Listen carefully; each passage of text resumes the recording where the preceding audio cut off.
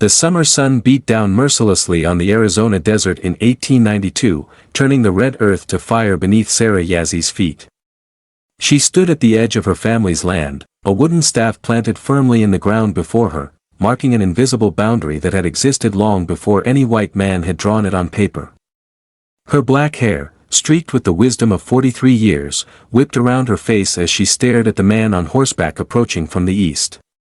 Thomas McCarthy had ridden this direction every day for 3 weeks now. Each time, he stopped exactly 10 feet from where Sarah stood, his hat in his hands, his blue eyes holding a mixture of determination and something else, something that made Sarah's heart betray her better judgment with an unfamiliar flutter.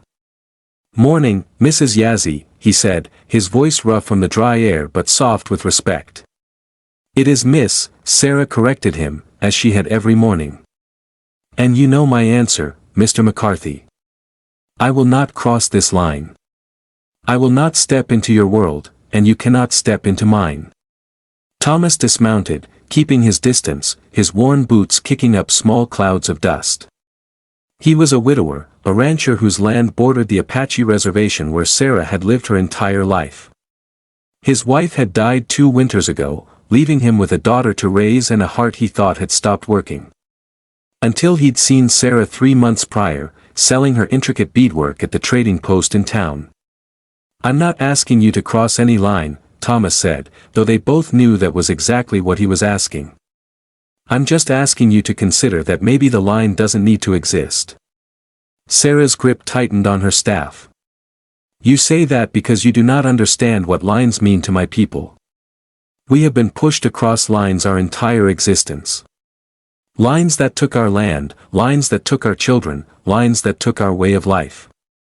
This line," she gestured at the invisible demarcation between them, "this line is mine to draw, and I draw it here."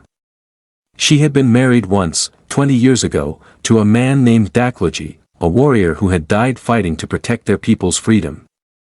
They had never been blessed with children, and Sarah had worn her grief like a second skin ever since. She had built a life of solitude, finding peace in her weaving, in teaching the young girls traditional ways, in maintaining the old stories. She had convinced herself that peace and happiness were the same thing. Thomas took a step closer, then stopped himself, honoring her boundary even as his entire body seemed to lean toward her. "My daughter, Emma, she's been asking about you.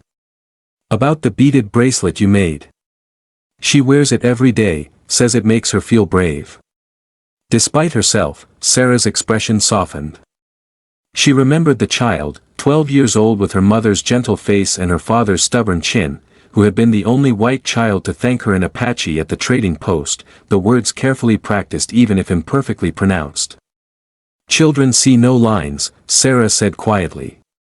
"They are born knowing we are all the same underneath. It is only when we teach them to see differences that the lines appear." "Then untaught me," Thomas said suddenly, urgently. "Show me how to see what Emma sees. I know I'm a foolish white man who doesn't understand your ways, who probably never will fully. But I know what I feel when I see you, Sarah. I know that my heart, which I thought was buried with my Mary, woke up the day I heard you laugh at something the trading post owner said. I know that I ride out here every morning not because I'm trying to conquer or claim anything, but because being near you makes me feel alive again." Sarah closed her eyes, fighting against the truth rising in her chest, that she felt it too. That for the first time in 20 years, the grief had begun to loosen its grip. "I won't cross the line," she said firmly, opening her eyes to meet his. "I can't." "Then I won't ask you to," Thomas said, his voice breaking slightly. "But I'll be here tomorrow, and the day after, for as long as it takes for you to believe that some lines are worth erasing." 3 more weeks passed in this delicate dance of approach and retreat. Sarah would stand at her boundary, and Thomas would stop at his respectful distance. They talked about everything, about the Apache ways and the Irish traditions Thomas had inherited from his own mother, about plants that healed and stories that endured, about loss and loneliness and the particular weight of continuing on when your reason for living had been taken away. The other women in Sarah's community had begun to notice. Some looked at her with concern, others with judgment. Her closest friend, an elder named Nate, pulled her aside one evening as Sarah prepared her dinner fire. "You play with fire, my sister," Nate said, her weathered face creased with worry. "We have all lost too much to white men. Their promises are wind, here one moment, scattered the next." "He makes no promises," Sarah replied, stirring cornmeal into a pot. "He only offers presents. Presents today, possession tomorrow. That is their way." Sarah knew Nate spoke from a wound that had never healed. Her own husband had been killed by cavalry soldiers 30 years prior, her 2 sons taken to a boarding school where one had died of disease and the other had returned a stranger, unable to bridge the gap between 2 worlds. "Not all of them are the same," Sarah said softly. "No," Nate agreed, her voice heavy with sorrow. "But the ones who are different cannot protect you from the ones who are not. Love between worlds is not forbidden because we are cruel, Sarah. It is discouraged because it causes pain." That night, Sarah lay awake in her small adobe home, staring at the wooden beams above her, wondering if she was a fool. Wondering if the warmth she felt when she saw Thomas was worth the cold judgment she felt from her own people. Wondering if her heart had any right to want happiness when so many had lost everything. The answer came 3 days later, during the monsoon season's most violent storm. Sarah had gone out to check on her small garden, worried that the young corn plants would be washed away. The rain came suddenly, as it did in the desert, transforming the landscape in minutes. She had just secured the last of her plants when she heard it, a cry, faint but desperate, carried on the wind. Without thinking, she ran toward the sound, her cotton dress quickly soaking through, her feet slipping on the sudden mud. At the arroyo that divided the reservation from McCarthy's ranch, she saw her, Emma, Thomas's daughter, clinging to a cottonwood branch as the flash flood raged around her, rising quickly, the water already up to her chest. "Help!" the girl screamed when she saw Sarah. "Please! I was trying to bring you flowers, and the water came so fast." Sarah didn't hesitate. The arroyo was on Thomas's land, technically beyond her self-imposed boundary, but boundaries meant nothing when a child was drowning. She plunged into the water, which immediately tried to claim her, pulling her downstream. She was a strong swimmer, the Apache knew water was life and had always respected it, but this water was angry, filled with debris and fury. She reached Emma just as the girl's grip began to fail, wrapping one arm around the child and grabbing the branch with her other hand. The cottonwood bent but held, and Sarah pulled them both along its length toward the bank, inch by agonizing inch. Just as Sarah's strength began to fail, just as her grip started to loosen, strong hands grabbed her arm. Thomas had appeared from nowhere, soaked and terrified, and he pulled them both onto the muddy bank. All 3 collapsed in a heap, gasping and coughing up water. Emma threw her arms around Sarah, sobbing. "I wanted to thank you for the bracelet. I wanted to bring you flowers. I'm sorry, I'm so sorry."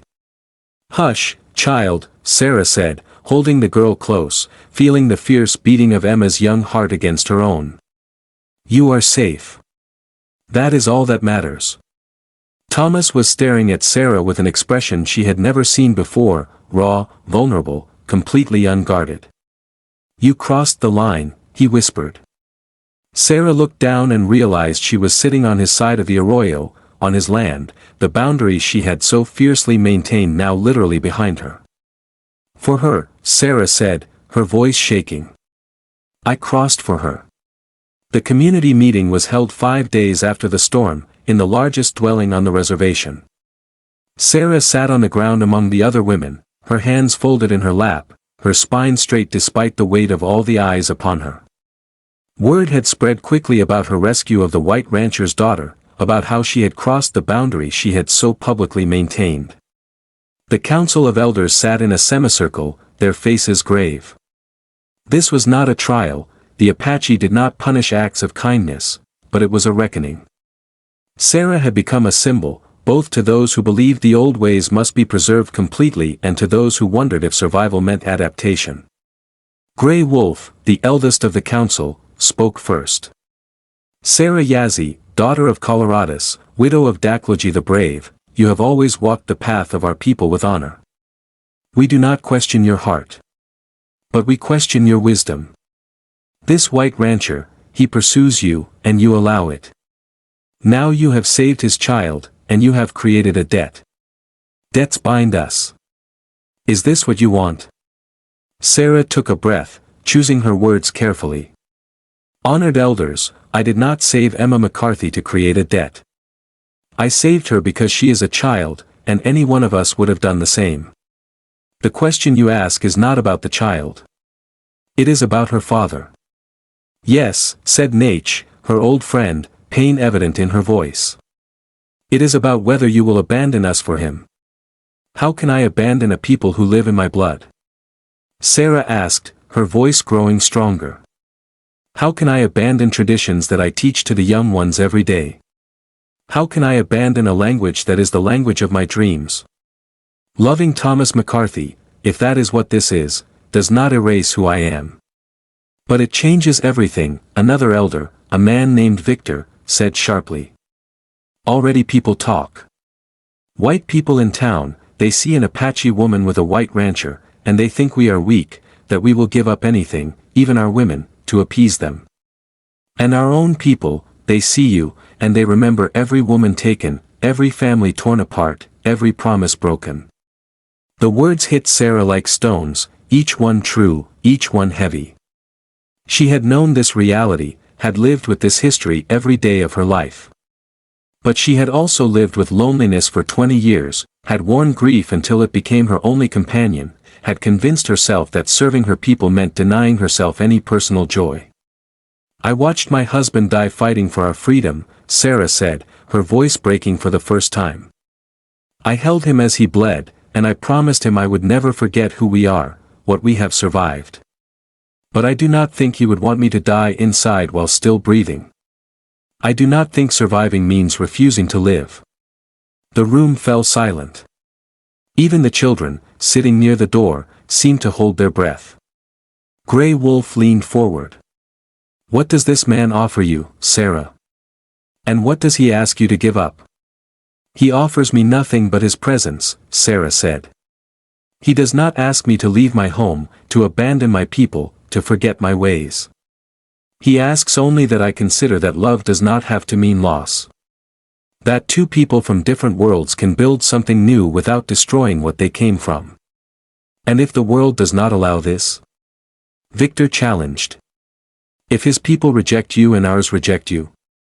If you find yourself belonging nowhere? Sarah met his eyes steadily. Then I will belong to myself, and that will be enough.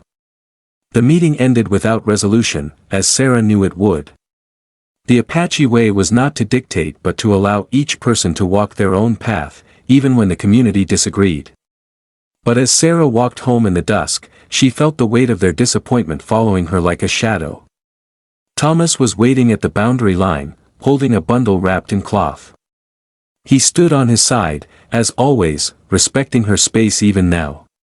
Emma wanted you to have this, he said, extending the bundle across the invisible line. She made it herself. Well, I helped. It's terrible, but it's heartfelt. Sarah took the bundle and unwrapped it to find a clumsily woven basket, the pattern uneven but earnest, decorated with small stones and feathers. It's beautiful, Sarah said, and meant it. Sarah, Thomas said, his voice urgent. I need you to know something. I don't care about the line anymore. I don't care what anyone says, my neighbors, your people, the whole damn territory. I love you. And I'm not asking you to cross to my side. I'm crossing to yours. And before Sarah could stop him, before she could remind him of boundaries and consequences and all the reasons this was impossible, Thomas McCarthy stepped over the invisible line onto reservation land, onto Apache territory, into her world. What are you doing? Sarah gasped, actually taking a step backward. Thomas, you cannot, the boundary exists for a reason. White men on the reservation without permission, it causes trouble, it. Then I'll get permission, Thomas said simply. I'll talk to the council. I'll learn what I need to learn. I'll prove that I'm not here to take anything from anyone. I'm just here for you. He took another step closer. You said you won't cross the line. Fine. I'm erasing the line by crossing it myself. Sarah's heart hammered in her chest. You don't understand what you're offering. You would be rejected by your own people. The ranchers, the town, they already barely tolerate us. They will never accept you if you choose me. They'll adjust, Thomas said, his jaw set with that stubborn determination she had come to recognize. And if they don't, then they were never really my people to begin with. And Emma? Sarah asked, playing her final card. What about your daughter? She needs acceptance, friends, a place in the world. If you do this, you limit her future. Thomas smiled then, soft and knowing. Sarah, Emma is the one who told me to do this. 3 days ago, after the storm, after you saved her life, she looked at me and said, Papa, Miss Sarah is the bravest, kindest person I've ever met. If you don't marry her, you're a fool. Those were her exact words. Despite everything, despite the weight of history and the pressure of 2 worlds watching, Sarah laughed. The sound surprised her, bubbling up from somewhere she thought had gone dry years ago. Your daughter called you a fool. She gets her honesty from her mother, Thomas said, grinning now. And her stubbornness from me. Which means if you say no to me, you'll just have to deal with both of us showing up at your door every day until you say yes. Sarah's laughter faded, replaced by something more serious, more profound. Thomas, if we do this, if I say yes, it will not be easy. There will be no acceptance, no simple happiness. Every day will be a fight to prove we belong to each other. I know, Thomas said, reaching out his hand, letting it hover in the space between them. But I spent 2 years after Mary died just surviving, just going through the motions. And then I met you, and I remembered what living feels like. I don't want to survive anymore, Sarah. I want to live. With you. However that looks. Sarah stared at his outstretched hand, this simple gesture that represented so much more than a touch. It represented trust and risk and the possibility that love could be stronger than history. It represented the radical idea that 2 people could choose each other despite everything designed to keep them apart. She thought of Dakloji, her first husband, and the love they had shared, fierce and traditional and rooted in a shared culture. She thought of the 20 years since, the loneliness she had worn like armor. She thought of Emma, clinging to that cottonwood branch, and the moment Sarah had stopped thinking about boundaries and just acted from her heart. And she thought of something her grandmother had told her once, long ago, the strongest thing we have is not our ability to resist change, but our ability to choose what changes us. Sarah took Thomas's hand. The touch was electric, simple, revolutionary. Thomas let out a breath he seemed to have been holding for weeks, and Sarah felt something ancient and protective begin to crack open inside her. I won't pretend to be anything other than what I am, Sarah said firmly. I am Apache. I will speak my language, practice my traditions, teach our ways to any children we might have. I will not soften myself to make others comfortable. I don't want you to, Thomas said, his thumb brushing across her knuckles. I fell in love with exactly who you are. And I will not leave my people, Sarah continued. This land, this community, they are part of me. Then we'll build our life here, Thomas said. I'll sell my ranch, or hire someone to run it. I'll be wherever you need to be. Sarah pulled him closer, her free hand coming up to touch his face, feeling the rough stubble, the sun-worn skin, the reality of him. You would give up everything? Everything I have is just things, Thomas said. You are life itself. They married 3 months later, in a ceremony that honored both Apache and Christian traditions, officiated by Grey Wolf himself, who had eventually come to respect Thomas's determination and humility. It was a small gathering. Some of Sarah's community attended, genuinely happy for her, while others stayed away, unable to reconcile their pain with her choice. Some of Thomas's rancher friends came, curious and cautiously accepting, while others made their disapproval known by their absence.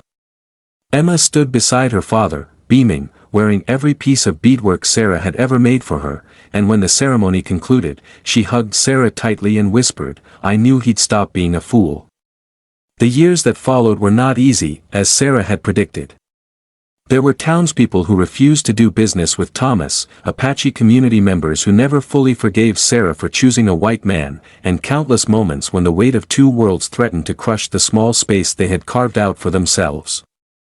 But there were also unexpected allies: the teacher who hired Sarah to teach traditional crafts at the school, the neighboring rancher who stood up for Thomas when others tried to run him off, the young Apache girls who saw in Sarah not a betrayal but a possibility, the white children who learned that love was bigger than the lines adults drew.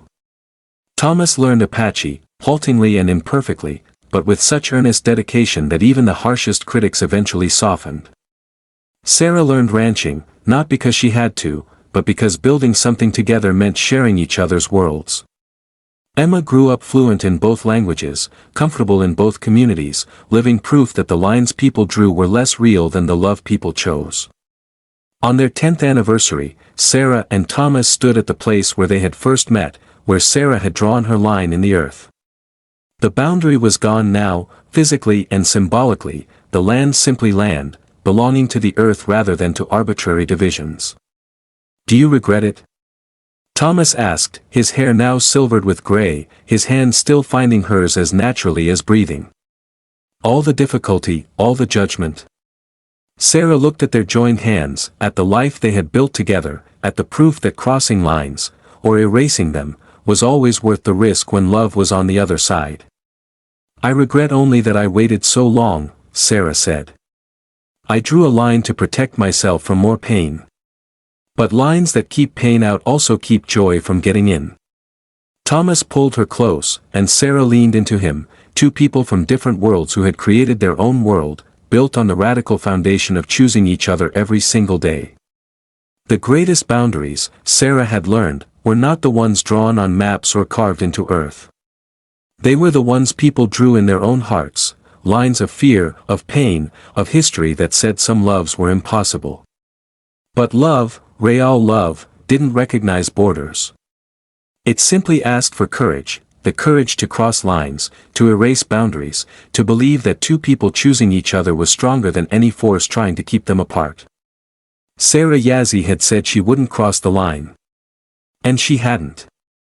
She hadn't needed to. Thomas McCarthy had crossed it instead, had stepped into her world with humility and love, and together they had discovered something more powerful than any boundary, that home wasn't a side of a line. Home was wherever they chose to be together. And in choosing each other, they had redrawn the map entirely.